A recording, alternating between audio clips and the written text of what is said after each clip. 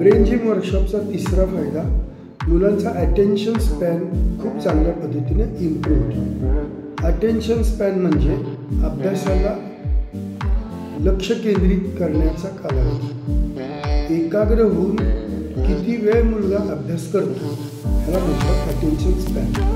हा मुलांमध्ये खूप कमी झालेला आहे। 2-5 मिनिटांशी जास्त मुलं एकाग्र होऊन अभ्यास नाही करू शकत।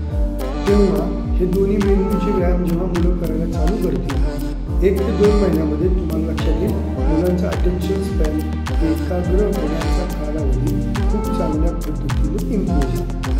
तर असा झाला तिसरा फायदा। आता सगळ्यात महत्त्वाचा आहे चौथा फायदा, ज्याला म्हणतात प्रॉब्लेम सॉल्विंग स्किल। मुलांचं प्रॉब्लेम सॉल्विंग स्किलची इम्प्रूव्हमेंट खूप चांगल्या पद्धतीने होते।